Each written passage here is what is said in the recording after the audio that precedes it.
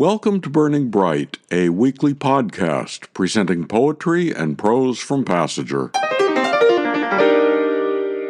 Some people celebrate spring March 20th or 21st, the vernal equinox. Others on St. Joseph's Day, March 19th, when the swallows return to Capistrano. Others when they see that first robin. And others when Major League Baseball returns. That's what happened a couple weeks ago. On this episode of Burning Bright, some pieces about baseball. Baseball was historically an American sport, and if you weren't from here, maybe you couldn't understand what all the excitement was about. Here's an excerpt from Bea Epstein's memoir, Striking Out. Mama and Dad grew up in tiny, impoverished villages in the Russian and Polish countryside, where religious persecution was an everyday fact of life, and where Jewish children were denied access to public schools. They fled with their families to America, arriving penniless and terrified at Ellis Island. As young adolescents, they left school and went to work to help support their families. Driven by fear of economic disaster, their lives were shaped by hard work, the safest path to a secure future. To Mama and Dad, the frenzy over the Brooklyn Dodgers was incomprehensible. A colossal waste of time. Can you believe this excitement? Such foolishness. Grown men yelling about hitting a ball and running around, Mama said. Don't they have anything better to do?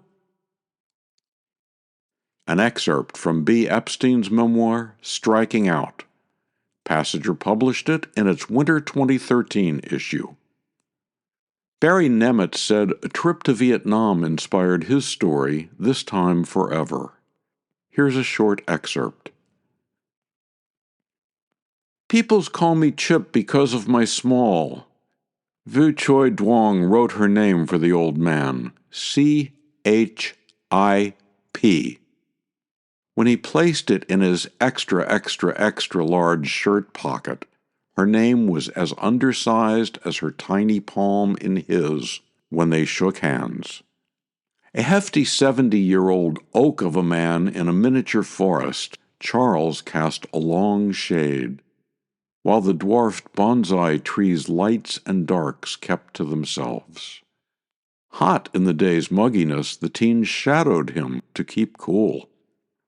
The old man was about Chip's age when he was last in Vietnam.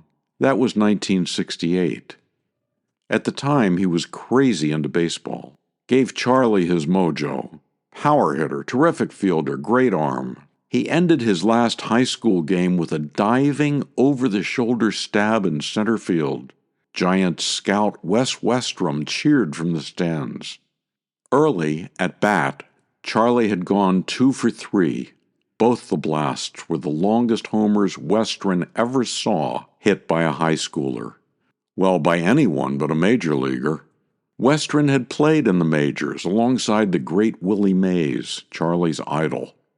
When the scout told him that Mays had said all he ever wanted to do was play baseball, forever, Charlie lit up. It was the forever part that got him. Based on a lifelong of playing, managing, coaching, and scouting, Mr. Westron thought Charlie'd have a shot at making it to the bigs, as long as race didn't get in the way. All's you need is thick skin, kid. You've already got the talent. Ignore ignorance, Westron advised. He got the Giants' giant a contract with one of its minor league teams, just before the sinewy Charlie got drafted. Got sent overseas. Got thrown an explosive curveball. And never got to play baseball again. From Passenger, issue 78, an excerpt from Barry Nemett's story, This Time Forever. John Kimmey said that Ernest Hemingway's story Indian Camp inspired his memoir, The Last Sentence, that Passenger published in its winter 2017 issue.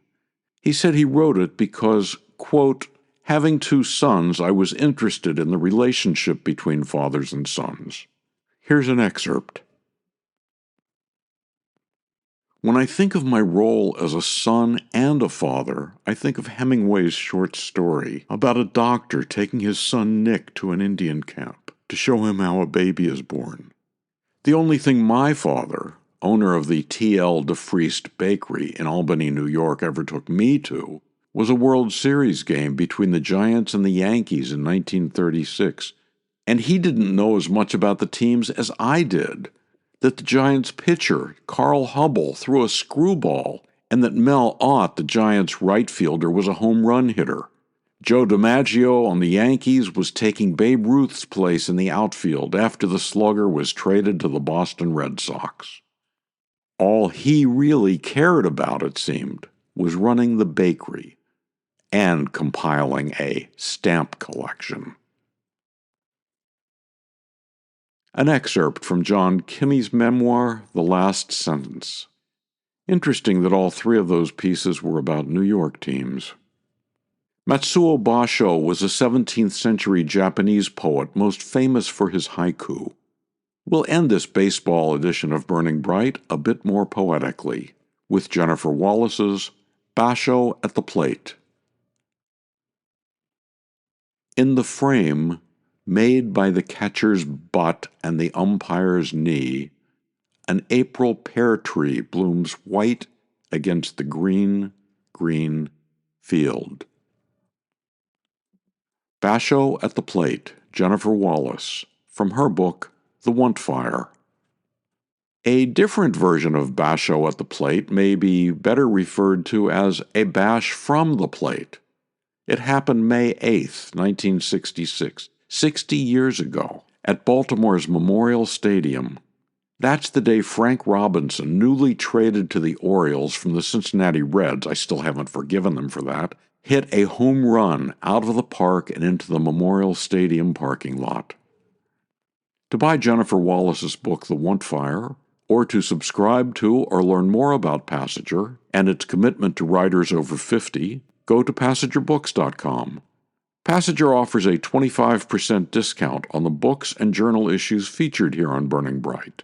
Visit our website to see what's on sale this week. For Christine, Roseanne, Mary, Asher, and the rest of the Passenger staff, I'm John Shore.